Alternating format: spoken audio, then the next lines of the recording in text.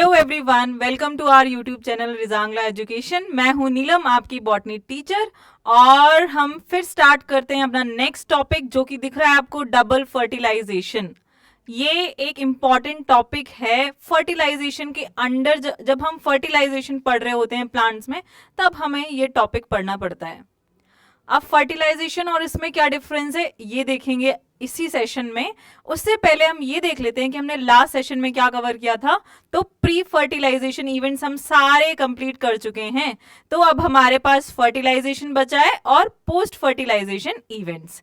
तो अगर हम डबल फर्टिलाइजेशन टॉपिक स्टार्ट करें यहाँ पे, तो हमें उससे पहले ये देखना होगा कि फर्टिलाइजेशन क्या है। और वो मुझे लगता है सबको पता है, fusion of male and female gametes, है ना। अब फर्टिलाइजेशन जो स्टार्ट होता है प्लांट्स के केस में, वैसे तो हम बोल देते हैं कि फ्यूजन ऑफ टू गैमीट्स, है ना, मेल एंड फीमेल। लेकिन ये सारी चीजें स्टेप बाय स्टेप होती हैं। तो फर्टिलाइजेशन के अंडर काफी सारे स्टेप्स आते हैं, जिसका पहला स्टेप का नाम क्या है उसमें, वो है पोलन पिस्टल इंट्रैक्शन। क्या है? Pollen pistol interaction. अब मुझे ये बताओ, क्या हम ये टॉपिक पढ़ चुके हैं पोलन पिस्टल इंट्रैक्शन या नहीं? देखते हैं किस किस को याद है पोलन पिस्टल इंट्रैक्शन और इस टॉपिक में हो क्या रहा है।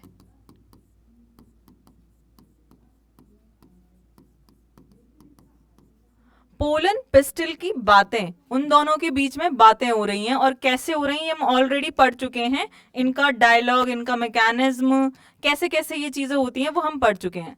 तो पोलन और पिस्टल का इंट्रैक्शन, तो पोलन की बात करें सबसे पहले, जो कि मेल रिप्रोडक्टिव पार्ट है, जो हम कवर कर चुके हैं। रिप्रोडक्टिव पार्ट नहीं, मेल क्या है? गैमेटोफाइट। मेल गैमेटोफाइट कहाँ पे आएगा? पिस्टल के ऊपर आकर के रुकेगा, ठीक है। ये पिस्टल है, इसके ऊपर क्या आएगा? पोलन। और पोलन के बारे में हमने पढ़ा था कि काफी सारे एंजियोस्पर्म्स में या और बाकी प्लांट्स में ये 3 सेल स्टेज पर भी शेड हो सकते हैं और 2 सेल स्टेज पर भी शेड हो सकते हैं। अब ये शेड किसी भी स्टेज पर हो, बट जब ये यहां अंदर जाएंगे तो ये 3 ही रहेंगे, ठीक है। वो एंथर जो होता है, वहां से किस स्टेज पर शेड हो रहे हैं उनकी बात होती है, ना कि इधर वो कितने सेल्ड हैं। आगे बात समझ? तो सपोज कर लो हमारे पास यहाँ पे 3 सेल्ड स्टेज है, ठीक है।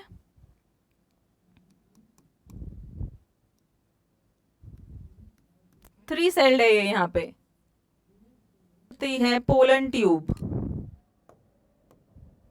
ये जो पोलन ट्यूब है, ये मैं एक सिंगल लाइन ड्रॉ कर रही हूं, ये एंटर करती है पिस्टल के अंदर। दिस इज पोलन ट्यूब, ठीक है। ये पिस्टल के अंदर एंट्री कर गई with the help of chemicals. आगे बात समझ?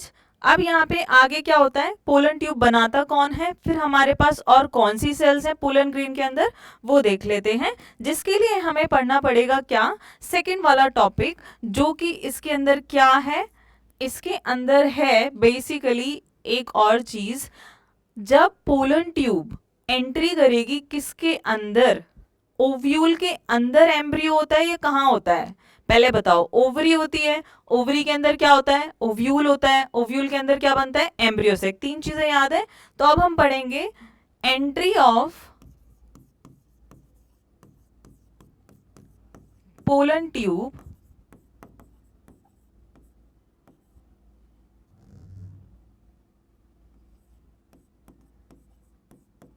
Into ovule.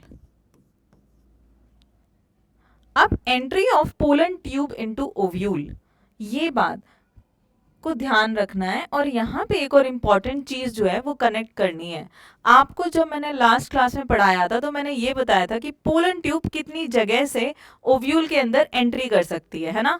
पोरोगैमी, मीजोगैमी, चैलेजोगैमी, ये पढ़ा था। पोरोगैमी ये 3 तरीके के हो गए, जैसे कि 3 जगह से पोलन ट्यूब एंट्री कर रही है, तो वो 3 टाइप हो गए। लेकिन यहाँ पे क्या होता है, ओव्यूल की बात करें कि ओव्यूल में एंट्री कहां से हो रही है, लेकिन एम्ब्रियो में ऐसा नहीं होता है। एम्ब्रियो में सिर्फ माइक्रोपाइलर एंड के थ्रू ही करेगी। वो अब हम डिस्कस कर लेते हैं। यहां पे एक साथ, ठीक है। अब ये क्या है, entry of pollen tube into embryo. तो वो जो लास्ट वाला पॉइंट मैंने अभी आपको बताया है वो यहां पे आप स्टार मार्क करके लिख लो कि pollen tube can enter into ovule through any reason.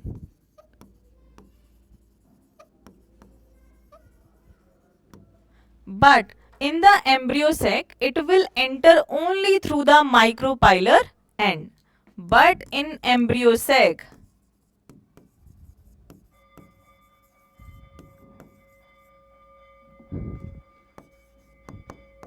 it will enter through only micropylar end, ठीक है।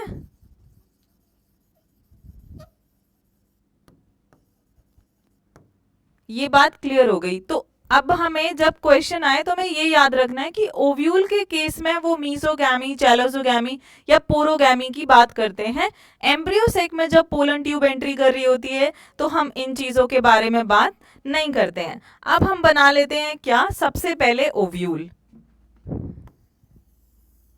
ये है ओव्यूल, ठीक है। इसके अंदर क्या बनाएंगे अब, एम्ब्रियो सैक।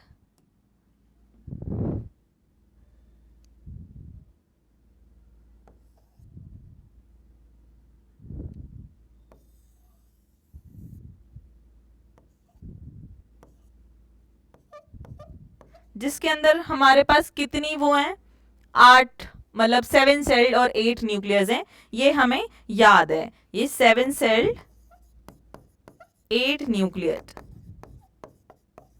ये बात याद थी सबको। अब हमारे पास क्या होता है, आती है पोलन ट्यूब, समझ आ गई बात। अब पोलन ट्यूब ने एंट्री कहां से की है, सपोज कर लो हम मीसोगैमी करा देते हैं, ठीक है। इसके अंदर हमारे पास 2 सेल्स अभी कंसीडर कर लो। किस केस में, 60% ऑफ एंजियोस्पर्म्स में 2 सेल स्टेज पर हमारे पोलन ग्रेन शेड होते हैं, बाकी के 40 में 3 सेल स्टेज पर। अब बात ये, अगर यहाँ पे 3 सेल हैं ऑलरेडी तो ये 40% एंजियोस्पर्म्स का केस है। अगर यहाँ पे 2 सेल हैं तो ये 60% एंजियोस्पर्म्स का केस है। लेकिन ऐसा नहीं है, पोलन ट्यूब जैसे ही बन गई उसके बाद हमारी जो एक सेल है वो 2 सेल बना लेती है, तो यहाँ पे भी 3 सेल स्टेज आ गया। देखो ऑलरेडी 3 सेल है तो वो 3 सेल ही रहेंगी, लेकिन अगर 2 सेल है तो क्या होगा, ये एक हो गई आपकी जर्म सेल, ठीक है, और एक ये आपकी क्या हो गई है, वेजिटेटिव सेल, जो कि क्या बनाती है, पोलन ट्यूब बनाती है। It form pollen tube.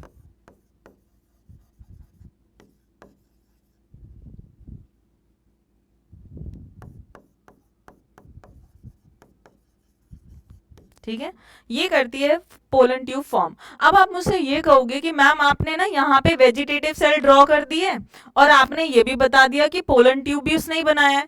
अब पोलन ग्रेन की पोलन ट्यूब जो ये येलो वाली है ये है, तो वेजिटेटिव सेल को मैंने यहाँ क्यों ड्रॉ किया है, ये समझ लो उसका न्यूक्लियस है, क्योंकि जो सेल के बाकी पार्ट है, साइटोप्लाज्म है और भी सारे ऑर्गेनल साइटोप्लाज्म में रहते हैं, तो ये आपका क्या है, उसका पर्टिकुलरली क्या है, न्यूक्लियस है, ये ध्यान रखना, ठीक है। और उसके साइटोप्लाज्म और सेल वॉल इन सब चीजों ने क्या बना दिया है, ये पोलन ट्यूब। तो साइटोप्लाज्म ज्यादातर किस तरफ पे पाया जाएगा, इस तरफ पे, जो ये वाला रीजन है एंड वाला, यहाँ पे आपको साइटोप्लाज्म मिलेगा। अब हम इसकी एंट्री करवा देते हैं कहाँ, एम्ब्रियो सैक के अंदर, जिसको अब हम पढ़ने वाले हैं। तो हमारे 3 पार्ट यहाँ पे कंप्लीट हो गए। 4th वाला पार्ट जो है वो क्या है, सिनगैमी। अब सिनगैमी वाले स्टेप को हम क्लियर करेंगे थोड़ी सी और बातें क्लियर करने के बाद। मतलब ये क्लियर करेंगे फिर वो क्लियर करेंगे, हाँ ऐसा ही होता है। कोई इंपॉर्टेंट टॉपिक पढ़ने के लिए, कोई न्यू टर्म समझने के लिए हमें कुछ और चीज़ें भी आनी चाहिए। तो बच्चों को सबसे ज़्यादा कंफ्यूजन ये हो जाती है एक तो इस टॉपिक में ये सिनगैमी क्या है और फर्टिलाइजेशन क्या है। ज़्यादातर हम क्या कर लेते हैं जब हम पढ़ने वाले होते हैं, फर्टिलाइजेशन सबको पता रहता है, बट फिर सिनगैमी भी आ जाती है एक टर्म, उसमें भी सेम चीज़ हो रही है तो कंफ्यूजन क्रिएट होती है। तो फर्टिलाइजेशन एक बहुत बड़ा इवेंट है, ठीक है। उस फर्टिलाइजेशन वाले इवेंट में ये सारे स्टेप्स आ जाते हैं और सिनगैमी उसका एक स्टेप है, मतलब एक छोटा सा पार्ट है जहाँ पे वो हो रहा है। तो फर्टिलाइजेशन के अंदर सिनगैमी होती है, समझ आ गई बात। वो सिनगैमी क्या है वो भी देख लेंगे। अब डबल फर्टिलाइजेशन की बात आ रही है यहाँ पे। तो डबल फर्टिलाइजेशन क्या चीज है? ये एक साइंटिस्ट था जिसने डिस्कवर किया था कि प्लांट सेल्स में, जैसे कि हम जनरली पढ़ते हैं कि दो गैमीट्स फ्यूज होकर के जाइगोट बना देते हैं, बात खत्म, फर्टिलाइजेशन खत्म ना, वहां पे हम ज्यादा सिनगैमी को पढ़ते हैं। बस प्लांट के केस में ये दो चीजें आ जाती हैं, तब हम उसे बोलने लगते हैं डबल फर्टिलाइजेशन, ठीक है। तो आपके ये 1+2+3+4, ठीक है, ये 4 स्टेप्स, 1+2+3+4, ये 4 स्टेप्स क्या कहलाते हैं? फर्टिलाइजेशन के स्टेप्स हैं, ठीक है। अब डबल फर्टिलाइजेशन और इस नॉर्मल फर्टिलाइजेशन में क्या डिफरेंस है ये देख लेते हैं, प्लस में साथ में हम देखेंगे वहां पे सिनगैमी क्या होती है। टिल दैट टाइम आप ये लिख लो कि सिनगैमी की डेफिनेशन क्या है। ये होता है fusion of male and female gamete, that is syngamy. वो एक पर्टिकुलर पॉइंट जहां पे ये फ्यूज हो रहे हैं वो होता है syngamy. Syngamy leads to fertilisation.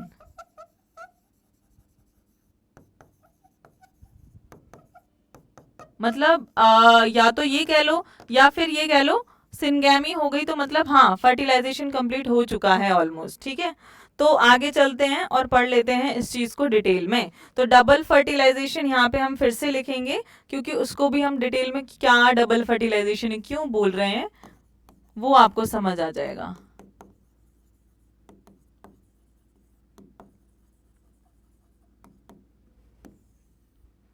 ठीक है,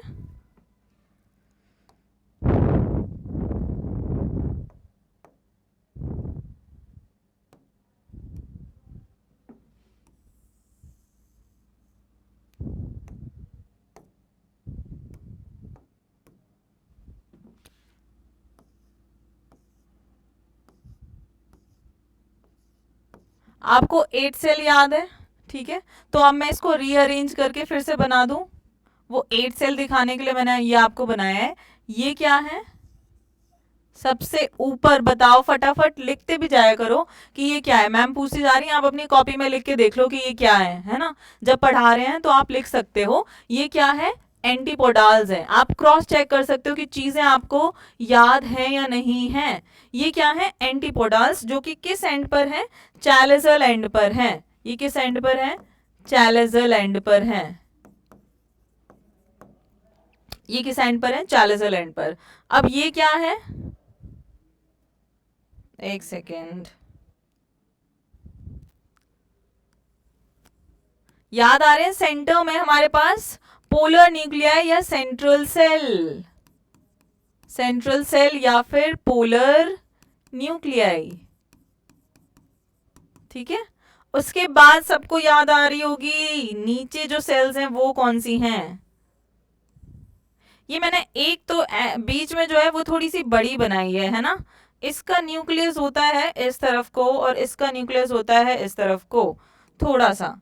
और यहाँ पे एक और चीज होती है जो कि आप फटाफट अभी के अभी अपनी नोटबुक में लिखो। ये जो ग्रीन ग्रीन है ये मैं क्या बना रही हूं? इसको हम बोलते हैं फिलीफॉर्म अपैरेटस,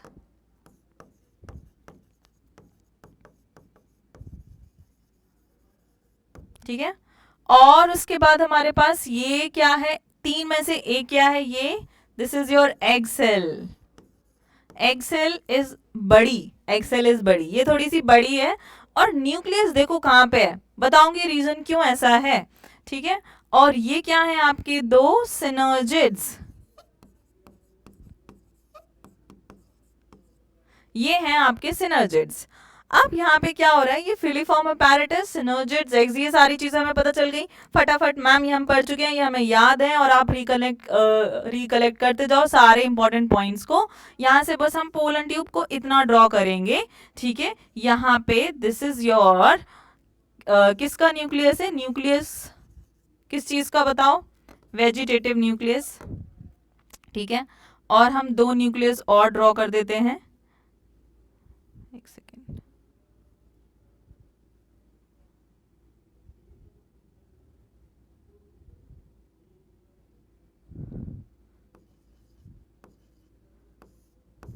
ये आपके क्या है, मेल गैमीट्स, और this is your vegetative cell nucleus, ठीक है। अब क्या है, ये दो मेल गैमीट्स हैं और ये वेजिटेटिव सेल न्यूक्लियस है। अब क्या होता है, फिलीफॉर्म अपैरेटस, मैं ये दोबारा इसका फंक्शन नहीं बताऊंगी कि ये गाइड करता है एंट्री ऑफ पोलन ट्यूब। अब जैसे ही ये पोलन ट्यूब यहाँ पे जाती है तो ये एक प्रेशर अप्लाई करते हैं यहाँ पे, ठीक है। वाटर कंटेंट, बहुत सारी चीजें चाहिए होती हैं, बोरोन चाहिए होता है, बोरोन मैंने ये भी आपको ऑलरेडी मैं पढ़ा चुकी हूँ कि हमें क्या चाहिए पोलन ट्यूब जर्मिनेशन के लिए, क्या क्या चीजें चाहिए, ऑलरेडी डिस्कस कर चुके हैं। तो बोरोन केमिकल बहुत जरूरी होता है, वाटर बहुत जरूरी होता है, क्यों, एक टर्गर प्रेशर बनाने के लिए, जिससे कि ये पोलन ट्यूब आराम से इसके अंदर चली जाए और अपने मेल गैमीट्स को यहाँ पर रिलीज कर दे। तो टर्गर प्रेशर की वजह से पोलन ट्यूब क्या करती है, रप्चर कर जाती है, फट जाती है, और अपने मेल गैमीट्स को क्या करती है, ट्रांसफर कर देती है इधर एग सेल में, ऑलमोस्ट किसके अंदर, एम्ब्रियो सेक के अंदर, ठीक है, एम्ब्रियो सेक। अब जब ऐसा हो रहा होता है, जब मेल गैमीट्स एम्ब्रियो सेक के अंदर जा रहे होते हैं, ये पोलन ट्यूब रप्चर करती है टर्गर प्रेशर की वजह से, तो क्या होता है, एक तो आपका वेजिटेटिव सेल या वेजिटेटिव न्यूक्लियस प्लस आपके सिनर्जिड्स, ये क्या हो जाते हैं, डीजनरेट हो जाते हैं। अब एक और चीज बताऊं यहाँ पे, ये है कि जो ये सिनर्जिड्स हैं जिनको आप देख रहे हो और मैं कह रही हूँ कि ये डीजनरेट हो जाते हैं, इनमें पता है क्या होता है, दोनों सिनर्जिड्स में नहीं जाती है पोलन ट्यूब, पोलन ट्यूब सिर्फ एक सिनर्जिड में एंट्री करती है, किसी एक सिनर्जिड में, और वो क्या होती है, डीजनरेट हो जाती है दोनों की दोनों बाद में। तो पोलन ट्यूब सिर्फ एक सिनर्जिड में एंट्री करती है, समझ आ गई बात। अब उसके बाद क्या होगा, सिनर्जिड्स एफीमेरल होते हैं, एफीमेरल का मतलब क्या होता है, डीजेनरेट,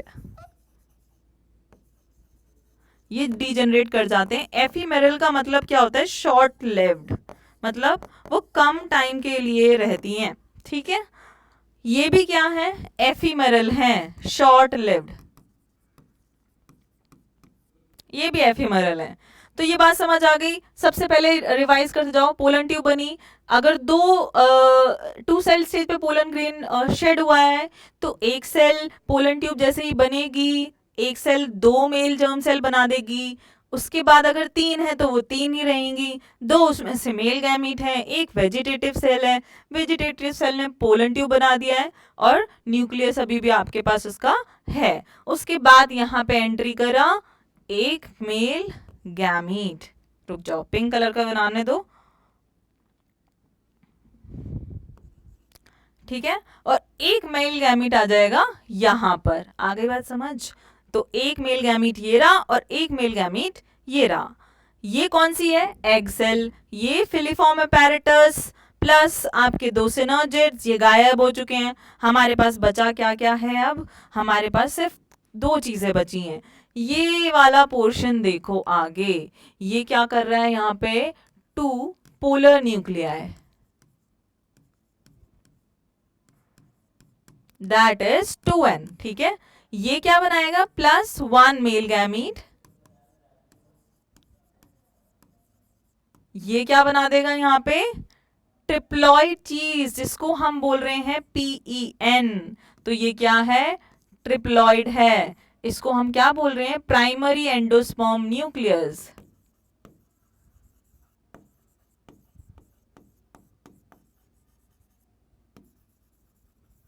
ठीक है, ये क्या है, प्राइमरी एंडोस्पर्म न्यूक्लियस है। अब आप आ जाओ इस वाले पे, ठीक है, ये आपका एक egg cell plus 1 male gamete, ये भी क्या है, हैप्लॉइड, ये हैप्लॉइड, ये भी हैप्लॉइड, तो दोनों मिलके क्या बनाएंगे, कुछ डिप्लॉइड, लेकिन सेल तो एक ही है, तो जाइगोट। जाइगोट डिप्लॉइड है बट क्या है, सिंगल सेल है, ठीक है, सिंगल सेल, और ये क्या है, डिप्लॉइड है। तो इस स्टेप को क्या बोलते हैं, जो ये वाला स्टेप है, कौन सा वाला स्टेप है,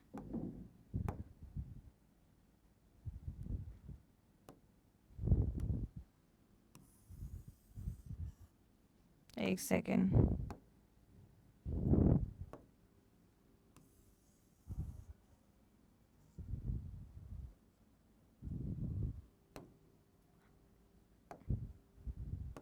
इसको क्या बोलते हैं, ट्रिपल फ्यूजन, और नेक्स्ट वाले को हम क्या बोलते हैं, सिनगैमी, ठीक है, ये क्या है, ट्रिपल फ्यूजन।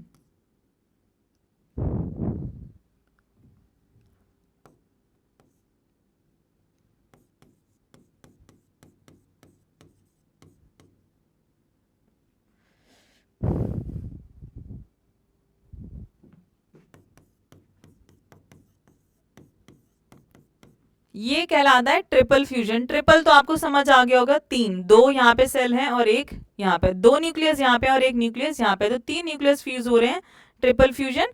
और ये क्या है, सिनगैमी,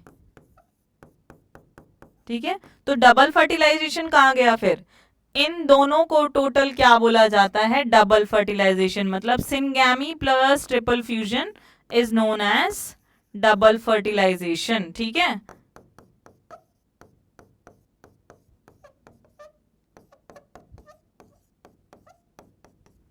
इसी को हम बोलते हैं डबल फर्टिलाइजेशन।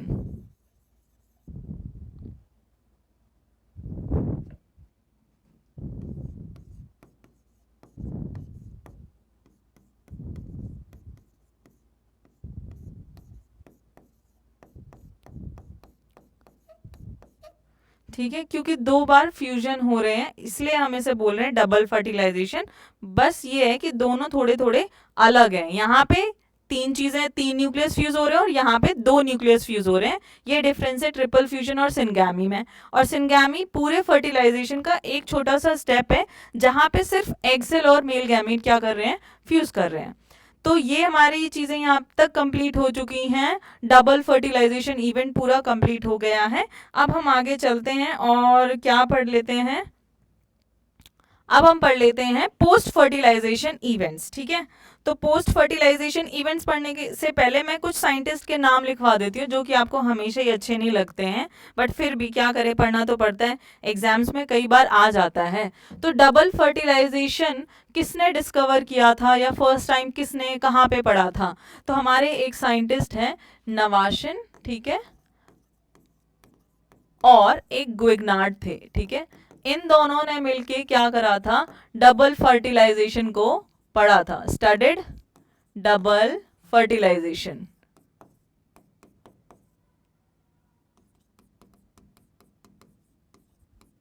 अब किस में पढ़ा था, दो प्लांट थे, एक तो था लीलियम एंड फ्रिटिलेरिया।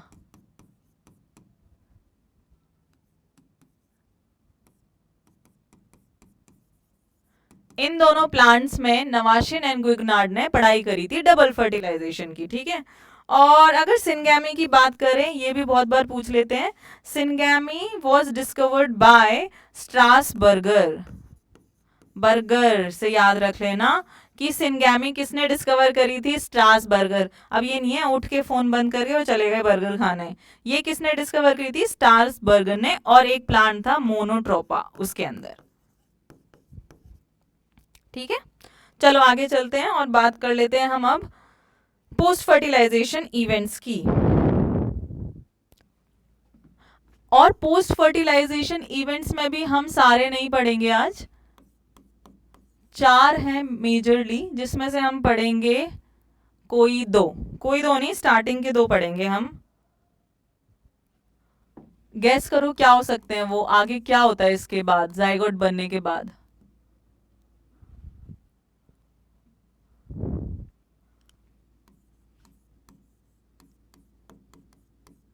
किसी ने गैस किया कि क्या होता है फर्टिलाइजेशन के बाद?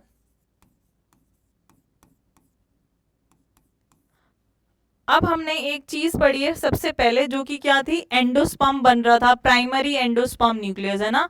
तो हम पहला स्टेप जो है वो क्या पढ़ने वाले हैं यहाँ पर, एंडोस्पर्म डेवलपमेंट, ठीक है, या maturation of endosperm, maturation of endosperm.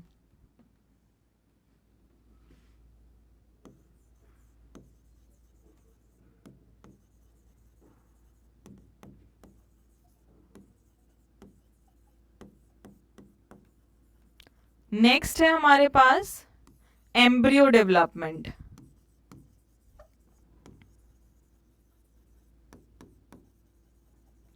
उसके बाद हमारे पास क्या आता है, डेवलपमेंट ऑफ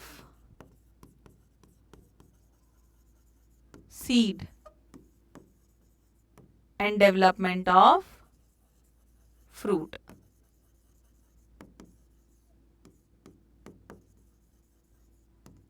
ठीक है, तो ये 4 टॉपिक आपके आ जाते हैं पोस्ट फर्टिलाइजेशन इवेंट्स में। सबसे पहले स्टार्ट कर लेते हैं मैच्योरेशन ऑफ एंडोस्पर्म या एंडोस्पर्म डेवलपमेंट। तो एंडोस्पर्म याद आ रहा है कहां से आया है, अभी तो पढ़ा था हमने, हमारे 2 मेल गैमीट, क्या हो रहा था यहाँ पे, एक मेल गैमीट और अपने पास क्या था, 2 पोलर न्यूक्लियाई, क्या बना दिया था, ट्रिप्लॉइड एंडोस्पर्म बनाया था। अब ये एंडोस्पर्म का काम क्या है, क्यों हम इसको पढ़ रहे हैं, ऐसा कहाँ होने लग गया कि ये एंडोस्पर्म भी बन रही है। हम तो जनरली यही पढ़ते थे कि गैमीट, 2 गैमीट्स फ्यूज करके जाइगोट बना लेते हैं, बात खत्म हो जाती है। बट यहाँ पे ये चीज को भी पढ़ना पड़ेगा। तो ये क्या है, ये प्लांट्स के केस में, बट ऐसा नहीं है कि सारे ही प्लांट्स में या सारी फैमिलीज में ऐसा होता है। कुछ फैमिलीज हैं, जैसे कि सिंघाड़े की फैमिली होती है, उसमें एंडोस्पर्म नहीं बनता है, जिसको हम बोलते हैं चेस्टनट या ट्रैपा बोलते हैं। तो कुछ फैमिलीज में एंडोस्पर्म एब्सेंट होता है। तो यहाँ पे आप ये कर लो कि हम फर्स्ट टॉपिक को पढ़ने वाले हैं, जो कि क्या है अपने पास, मैच्योरेशन ऑफ एंडोस्पर्म। ये टॉपिक हम स्टार्ट कर रहे हैं, पहला वाला, ठीक है। तो it is absent in few families, क्या, एंडोस्पर्म बहुत सारी फैमिलीज में एब्सेंट होती हैं, ठीक है, जैसे कि ऑर्किडेसी, कौन सी, ऑर्किड्स आते हैं जिसमें, ठीक है। Endosperm is absent in few families,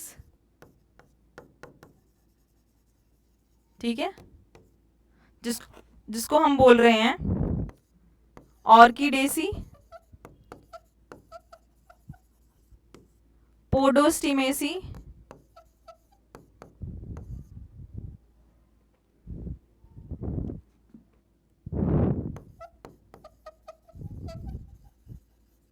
ठीक है, और ट्रैपेसी। इन फैमिलीज में क्या होती है, एब्सेंट होती है एंडोस्पर्म। उसके बाद और क्या पढ़ना है, आपके पास बहुत सारे तरीके के एंडोस्पर्म्स होते हैं, जैसे कि कौन कौन से तरीके के, आपने देखा होगा, हम बोलते हैं कि ऑयली एंडोस्पर्म है, स्टोनी एंडोस्पर्म है, सीरियल्स में अलग टाइप का होता है, मेज में अलग होता है, प्रोटीनेशियस होता है, तो वो देख लो। जैसे कि आपके पास प्रोटीनेशियस एंडोस्पर्म,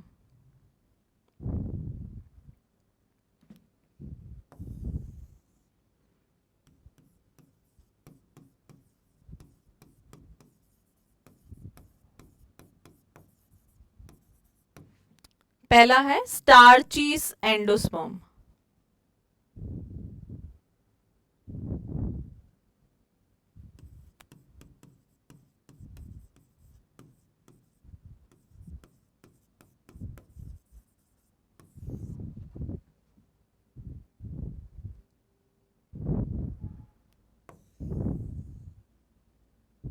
ठीक है। स्टार्ची एंडोस्पर्म्स किस में होता है? हमारे पास वीट होता है, राइस होता है, ठीक है, वीट में है, राइस में है, ये क्या है? सीरियल्स हैं। और हमारे पास प्रोटीनेशियस एंडोस्पर्म किस में होता है? मेज में होता है, मेज के अंदर, ठीक है। और बताओ, ऑयली एंडोस्पर्म जिसमें से ऑयल निकल सके, वो एंडोस्पर्म किस में मिलेगा?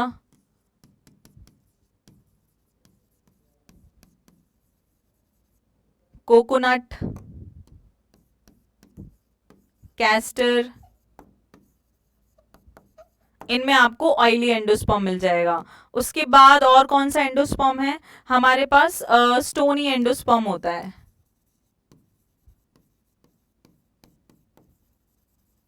स्टोनी एंडोस्पर्म हमें मिल जाता है किन में? देखो,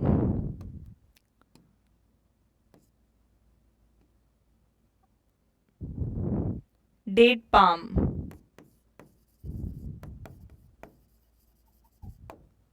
और भी होते हैं बीटल नट, इसमें आपको स्टोनी एंडोस्पर्म मिलेगा। तो ये टाइप्स ऑफ एंडोस्पर्म है यहाँ पे। अब हम बात कर लेते हैं कि टाइप्स ऑफ एंडोस्पर्म किस बेसिस पे, बेस्ड ऑन ऑरिजिन। ये तो टाइप ऑफ एंडोस्पर्म थे बेस्ड ऑन देयर टेक्सचर, कि उसमें कैसा न्यूट्रिएंट होता है या क्या होता है, ठीक है। तो हम आगे बात कर लेते हैं types of endosperm based on origin.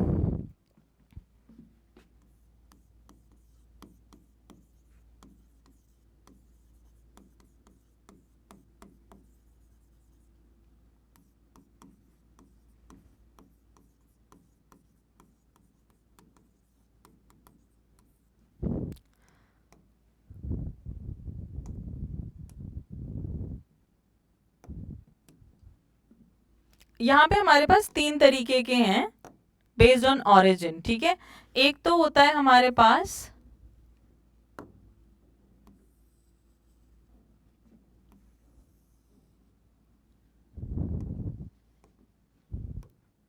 Cellular endosperm, जिसमें क्या होती हैं? सेल्स होती हैं, ठीक है।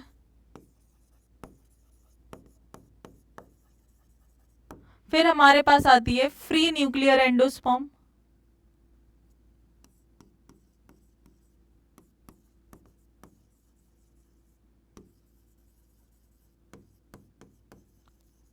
और एक आती है हमारे पास हेलोबियल्स, हेल्यूबियल एंडोस्पर्म।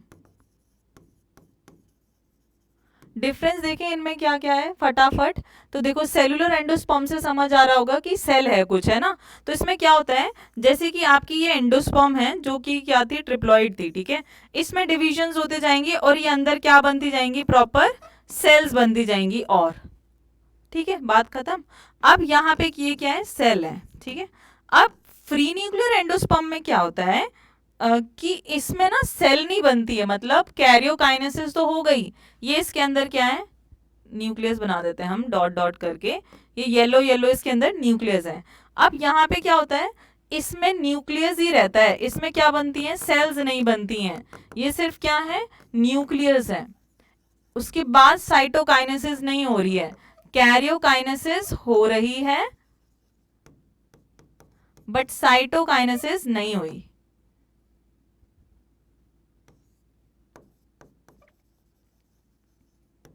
वो नहीं हो रही है, तो फ्री न्यूक्लियर है, जैसे कि किस में होता है? कोकोनट में, ठीक है। ये आपको कैस्टर में मिल जाएगी, ऐसा आपको कोकोनट में मिलेगा। जो नारियल पानी आप पीते हो वो क्या है? यही है, एंडोस्पर्म ही आप पी रहे हो, ठीक है। और जो आप खाते हो घड़ी वाइट वाइट, वो क्या होती है? सेलुलर एंडोस्पर्म बोलती है, होती है, बोलती नहीं है, होती है, ठीक है। और हेलोबियल में क्या होता है? जैसे कि यहाँ पे क्या है? ये सेल है आपके पास, एंडोस्पर्म सेल है। अब इसने क्या किया? डिवाइड किया, बट इसने डिवाइड कैसे किया है कि एक सेल छोटी है और एक सेल बड़ी है, ठीक है। अब एक सेल जो ये वाली है, ये फर्दर डिवाइड नहीं करेगी, ये सिर्फ ये वाला रीजन डिवीजन करेगा, ठीक है। तो यहाँ पे आपके पास बहुत सारे न्यूक्लियस और सेल्स बन जाएंगी, ऐसा आपको हेलोबियल्स ऑर्डर में देखने को मिलता है। ठीक है, तो सेल्यूलर एंडोस्पर्म आपको कोकोनट में भी देखने को मिलेगी, वाइट वाला रीजन, वाइट, और ये कैसा है यहाँ पे, लिक्विड। ठीक है, तो ये हमारे पास टाइप्स ऑफ एंडोस्पर्म हो गए बेस्ड ऑन ऑरिजिन। अब एक और चीज है एंडोस्पर्म के लिए, वो ये है कि एंडोस्पर्म काफी सारी सेल्स में, एंडोस्पर्म का हम फेट पढ़ने वाले हैं। फेट मतलब कि उसकी जिंदगी में आगे क्या होने वाला है, वो किस वजह से इस दुनिया में आया है। सिर्फ जाइगोट ही पढ़ना पड़ता, अब आया है तो क्यों आया, उसका रीजन क्या है, उसका फेट क्या है। जो आपका जाइगोट होता है ना, जाइगोट किससे बना है ये सबको पता है, लिखो अपनी नोटबुक में फिर से किससे बना है। तो जाइगोट आगे डेवलप होता है एम्ब्रियो में। अब जाइगोट को एम्ब्रियो में डेवलप हो रहा है, कोई चीज बड़ी होकर के कुछ और बना रही है, एम्ब्रियो फीटस बनाएगा, फिर आगे जाके फिर वो प्रॉपर वो बन जाएगा, अगर हम ह्यूमंस की बात करें। तो ऐसे ही इसको भी आगे एम्ब्रियो ही स्टेज आएगी इसकी। तो जब ये एम्ब्रियो बन रहा होता है तो एंडोस्पर्म कैसी होती है, पहली बात तो जब आप इसको खा रहे हो, यहाँ पे नारियल खा रहे हो आप, एंडोस्पर्म खा रहे हो, तो आपको न्यूट्रिशन मिल रहा है ना, तो ये कैसी होती है, न्यूट्रिशियस होती है। Endosperm is nutritious. तो यहाँ पे ये किस लिए ही आई होगी, ये क्या करती है, प्रोवाइड करती है nutrition, provide nutrition during the embryo formation. But किसको इसने न्यूट्रिशन प्रोवाइड किया है, जायगोट को इसने न्यूट्रिशन प्रोवाइड कर दिया है यहाँ पे। ठीक है, अब यहाँ पे एंडोस्पर्म की ये वाली चीज खत्म हो गई। ऑब्वियसली जाइगोट है, आपको पता है फल बनेगा आगे, सीड भी बनेगा, बहुत सारी चीजें यहाँ पे बनने वाली हैं। तो काफी क्वेश्चंस आ रहे होंगे माइंड में कि जाइगोट हो गया, एंडोस्पर्म हो गया, अब हम जो खाते हैं फ्रूट वो कहाँ गया, वो किससे बनेगा, सीड किससे बनेगा, ये चीज सारी चीजें बहुत ज्यादा माइंड में आ रही होंगी। देखो, सीड के अंदर ही एम्ब्रियो सैक है, ठीक है, ये याद रख लेना। ओव्यूल क्योंकि डेवलप हो जाता है किसमें, सीड में। देखो, ओवरी बनाएगी आपकी फ्रूट, ठीक है, और ओव्यूल बनाएगा क्या, सीड। ये चीज हो गई बात खत्म। अब ध्यान करो कि ओवरी के अंदर ओव्यूल था, और हमने सारी कहानी हम कहाँ पढ़ रहे हैं, ओव्यूल के अंदर। तो आपका जो एंडोस्पर्म बना, जो आपका जाइगोट बना, वो सब किसके अंदर है, सीड के अंदर है। ठीक है, मतलब सीड अभी बना नहीं है, अभी ओव्यूल के अंदर देखो एंडोस्पर्म। ठीक है, आपने जाइगोट पढ़ लिया, जाइगोट बनाएगा एम्ब्रियो। तो ये सारी कहानी किसके अंदर हो रही है अभी, इस ओव्यूल के अंदर। ठीक है, अब यही डेवलप होके कौन बनाए, क्या बनाएगा, सीड। तो हम पढ़ने वाले हैं डेवलपमेंट ऑफ एम्ब्रियो। अब हम वो पढ़ेंगे, क्या पढ़ेंगे, डेवलपमेंट ऑफ एम्ब्रियो। लेकिन ये तो मैंने सिर्फ आपको समझाने के लिए बताया है कि हम डेवलपमेंट ऑफ एम्ब्रियो पढ़ने वाले हैं। बट जब डेवलपमेंट ऑफ एम्ब्रियो हो रहा होता है, तो मैंने अभी ये बताया कि एंडोस्पर्म उसको न्यूट्रिशन प्रोवाइड करती है। इसी बेसिस पे आपके पास दो तरीके के सीड्स आ जाते हैं, है ना। तो एंडोस्पर्म, यहाँ पे देखो, अब यहाँ पे क्या होगा कि वो न्यूट्रिशन प्रोवाइड कर रही है। तो कई बार क्या होता है कि एंडोस्पर्म पूरा का पूरा कंज्यूम हो गया, और कई बार कंज्यूम नहीं हुआ। तो when sometimes endosperm used up completely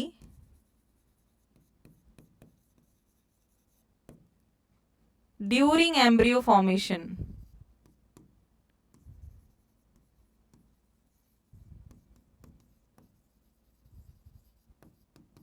ठीक है, तो हम उसको क्या बोलते हैं, उन सीड्स को हम क्या बोलते हैं, एल्ब्यूमिनस सीड।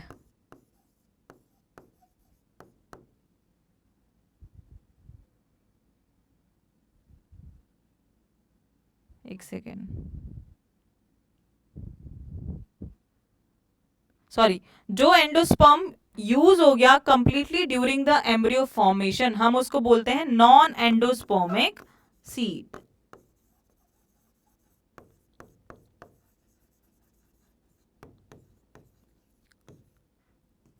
ठीक है। और अगर वो रह जाता है, when endosperm remain in seed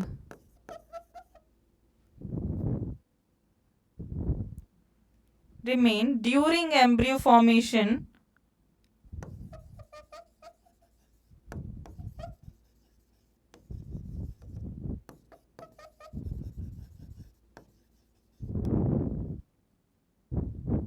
तो हम उसको बोलते हैं एंडोस्पर्मिक सीड। सिंपल सी बात हो गई। जिसमें एंडोस्पर्म बचा है वो एंडोस्पर्मिक सीड, और जिसमें नहीं बचा वो कैसा सीड?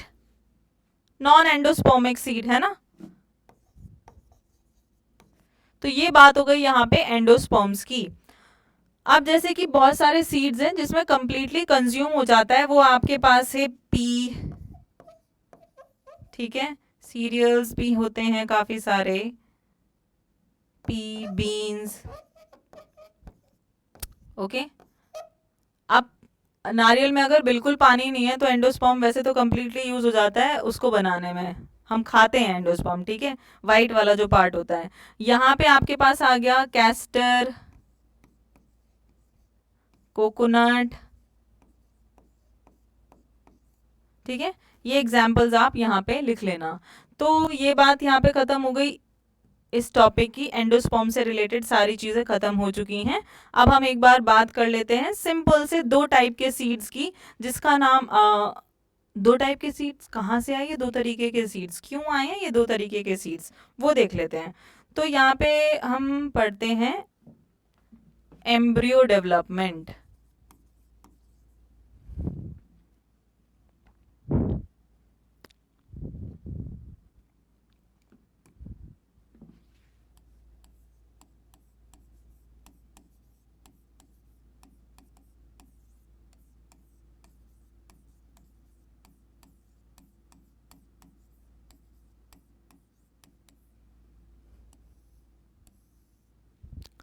एम्ब्रियो डेवलपमेंट में क्या है, आपके पास सबसे पहले ये, ठीक है, जायगोट।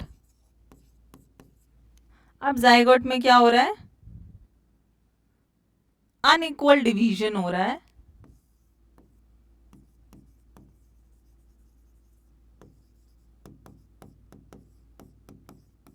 अनइक्वल डिवीजन हो रहा है तो एक सेल छोटी होगी और एक सेल बड़ी होगी, ठीक है। ये माइक्रोपाइलर रीजन है, एम से माइक्रोपाइलर, ठीक है। और ये चैलेजल वाला,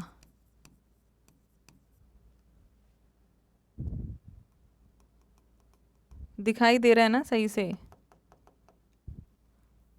फिर से लिख देते हैं।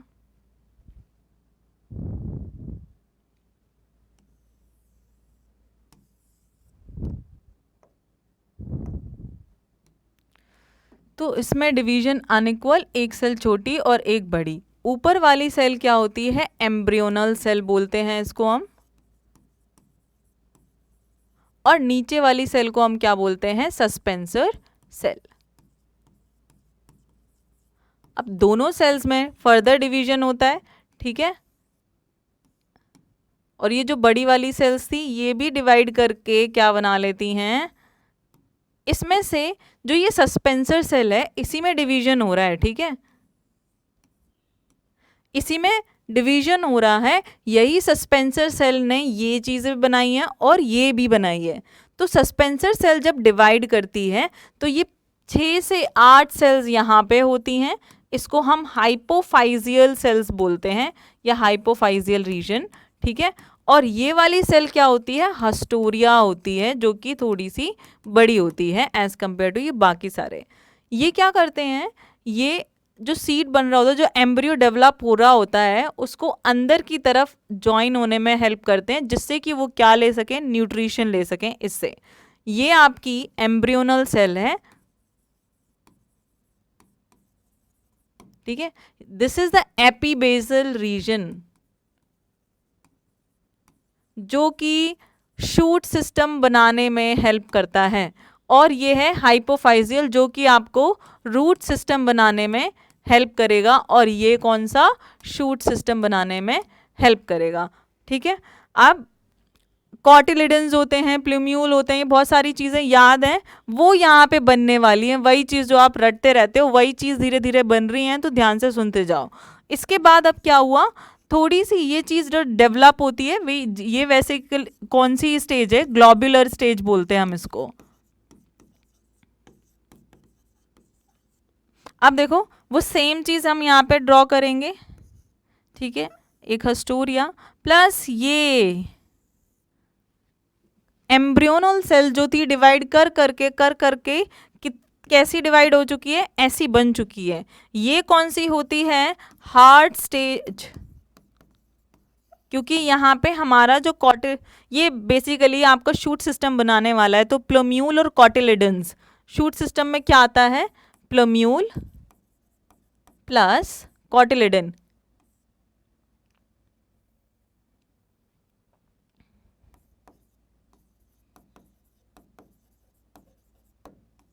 ये सब कहाँ आने वाला है, इधर। ठीक है, अब यहाँ पे क्या हो गया, ये चीज़ बन गई, ये हार्ट शेप है इसलिए हम इसको बोल रहे हैं हार्ट शेप।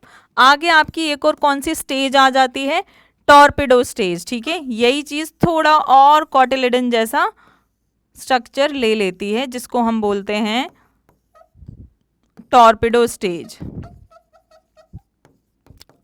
अब आपको एक सीड बनेगा जो कि आपको बिल्कुल जाना पहचाना सा लगेगा, और उसको हम थोड़ा सा अच्छे से डिटेल में भी पढ़ लेंगे आगे।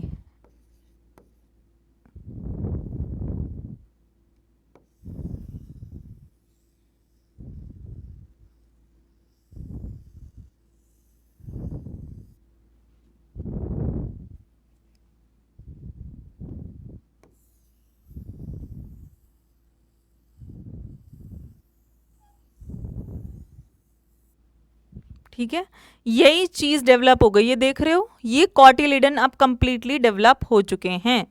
अब आपको यहाँ पे ये क्या लग रहे हैं, दो कॉटिलिडन्स है ना, ये यहाँ पे क्या दिख रहे हैं, दो कॉटिलिडन्स, ये जो डेवलप हो रहे थे छोटे छोटे, ये आपका डेवलप्ड एम्ब्रियो है। डेवलप्ड एम्ब्रियो तो डेवलप हो चुका है, डेवलप्ड डाइकॉट सीड। अभी ऐसे मत सोचना कि मैम मोनोकॉट कहाँ गया, मोनोकॉट का भी डायग्राम मैं एक बार डिटेल में बता दूंगी। ये आपका मैंने यहाँ पे एक जाइगोट से एक एम्ब्रियो बना और आगे ये प्रॉपर हमने डाइकॉट सीड हम देख रहे हैं। ये डाइकॉटिलिडनस सीड है क्योंकि इसमें क्या है, टू कॉटिलिडन्स हैं, दो कॉटिलिडन्स हुए तो डाइकॉट सीड बोलते हैं, एक कॉटिलिडन हुआ तो हम उसे मोनोकॉट सीड बोलते हैं। अब यहाँ पे क्या हो चुका है, ये जो रीजन है ना, यहाँ से ये क्या निकली है, एक तो चीज जो है, ये दो चीज को हम क्या बोल रहे हैं, कॉटिलिडन। ठीक है, ये जो रीजन है इसको हम बोल रहे हैं लेवल ऑफ कॉटिलिडन, क्योंकि ये वो लेवल है जहां से सीड के दो कॉटिलिडन निकले हैं। अब ये वाला रीजन क्या है,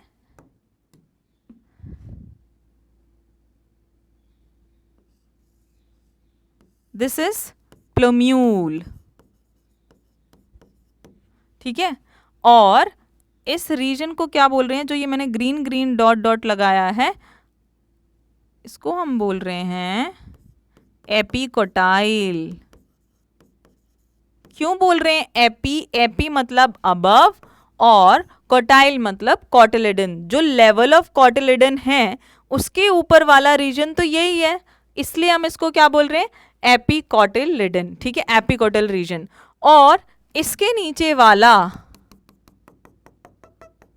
ये क्या है, हाइपोकोटाइल, क्योंकि ये कॉटिलिडन के नीचे वाला रीजन है। तो आ गई बात समझ, ये क्या हो गया, प्लम्यूल, एपिकोटाइल, हाइपोकोटाइल, ये आपके टू कॉटिलिडन्स हैं। तो ये चीज़ मुझे लग रहा है सबको समझ आ गई होगी डाइकॉट सीड की। अब एक बार हम देख लेते हैं मोनोकॉट सीड को भी। ठीक है, वो भी बहुत सिंपल सा ही है, सिंपल वैसे ही जायगोट बनाना है, वैसे ही सेम क्या होगा यहाँ पे, डेवलपमेंट होगा मोनोकॉट सीड का। ठीक है, लेकिन यहाँ पे जो चीज़ है सिंपल सी, वो ये है एम्ब्रियोनल सेल और ये आपकी सस्पेंसर सेल हो गई, ठीक है। यहाँ पे क्या हो रहा है, मोनोकॉटिलिडन बोल रहे हैं, तो इसका मतलब ये है कि एक ही कॉटिलिडन होता है और बाकी कॉटिलिडन नहीं होते। तो ऐसा क्या होता है डेवलपमेंट होते होते कि हमारे पास सिर्फ एक ही कॉटिलिडन रह जाता है, एक कॉटिलिडन अनडेवलप्ड होता है। सिंपल सी ये चीज़ है, इसलिए मैं बोल देती हूँ इसे क्या, एपिकॉटिल मोनोकॉट्स। अब इसमें क्या होता है, जो एम्ब्रियोनल एक्सिस होती है, देखो मैं आपको दो डायग्राम बनाऊंगी समझने के लिए कि वो कैसा स्ट्रक्चर है मोनोकॉट का। जो आप एनसीईआरटी में देखोगे वो वाला डायग्राम मोनोकॉट का, जो थोड़ा सा टिपिकल लगता है और समझ भी नहीं आता है, उसी को हम देख लेते हैं सबसे पहले।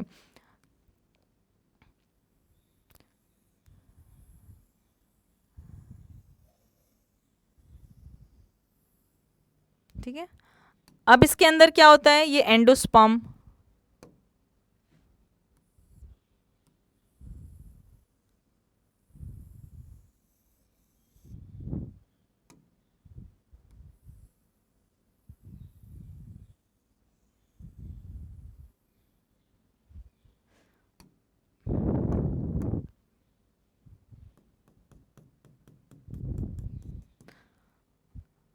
चलो रुको एक सेकंड रुको, आपको मैं बता देती हूँ एक चीज़। ये जो चीज़ है ना, ये वाली, इसको हम बोलते हैं एम्ब्रियोनल एक्सिस, ठीक है। सीड की एम्ब्रियोनल एक्सिस होती है, जिधर से मतलब समझ लो हमारी बॉडी का एक एक्सिस है, ऐसे ही सीड का भी एक एक्सिस है, ठीक है। तो ये इसको हम बोलते हैं प्रॉपर्ली एम्ब्रियोनल सेल थी जो कि डेवलप हो रही है, इसलिए हम इसको बोल रहे हैं एम्ब्रियोनल एक्सिस यहाँ पे। अब सिमिलरली ये क्या है, एम्ब्रियोनल एक्सिस है, ठीक है। अब इस एम्ब्रियोनल एक्सिस को सिंपली हम क्या कर लेते हैं, यहाँ ड्रॉ कर लेते हैं, ठीक है। ये हो गई एम्ब्रियोनल एक्सिस। अब इसमें क्या हो रहा है, यहाँ पे ये वाला पार्ट देखो, इसको बोला जा रहा है एपीब्लास्ट। क्या चीज है ये, एक्सिस के एक साइड एक कॉटिलिडन होता है और एक्सिस के दूसरे साइड होता है दूसरा कॉटिलिडन, सेम इस डायग्राम की तरह देखें तो यहाँ पे ये वाला, ठीक है। ये एक्सिस है, ये पूरी एम्ब्रियोनल एक्सिस है ये वाली, देखो, ठीक है। एक कॉटिलिडन ये, एक कॉटिलिडन ये। सिमिलरली इस वाले सीड में देखें मोनोकॉट में, तो ये कॉटिलिडन मैंने लिख दिया है एपीब्लास्ट और ये आपका क्या है, कॉटिलिडन है। लेकिन डायग्राम में लिखा हुआ है स्क्यूटलम, तो मैम ये क्या है, स्क्यूटलम। अब इसको हम क्या बोलें, कॉटिलिडन या स्क्यूटलम, इसको हम बोलेंगे कॉटिलिडन ही। बट हम ग्रास की जो ग्रास की फैमिली होती है, उसका खानदान होता है, उसमें हम इसको कॉटिलिडन नहीं, स्क्यूटलम नहीं बोलते, तब हम बोलते हैं कॉटिलिडन।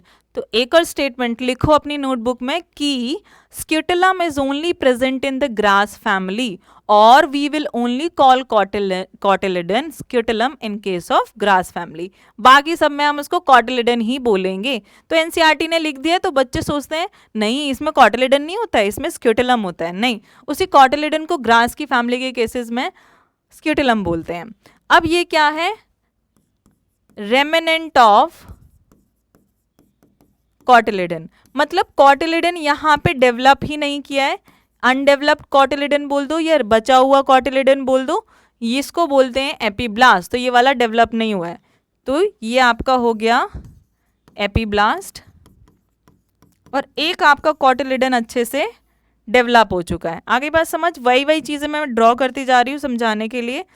उसके बाद यहाँ पे और चीज़ें क्या हैं, इधर आती है एक चीज जिसको हम बोलते हैं कॉलियोप्टाइल,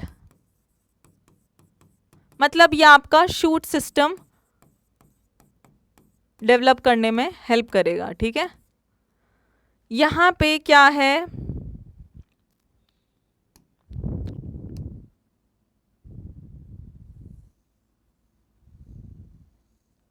ये चीज, ये है आपकी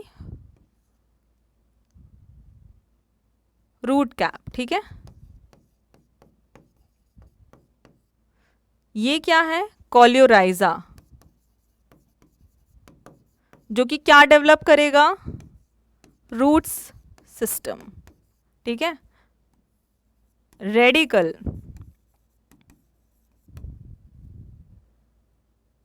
एक सेकेंड,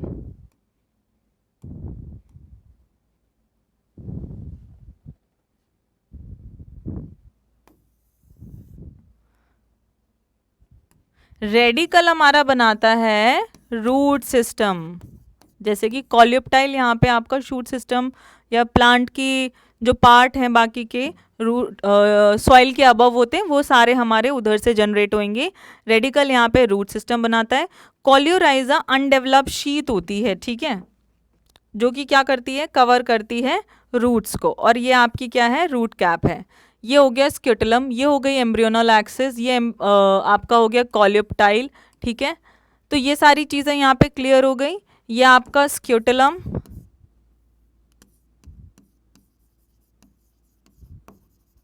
ठीक है, ये हो गई कॉलियोप्टाइल, ये हो गया शूट एपेक्स, यहाँ पे भी ड्रॉ कर देते हैं हम शूट एपेक्स, ठीक है। और फिर ये क्या हो गया यहाँ पे, रेडिकल,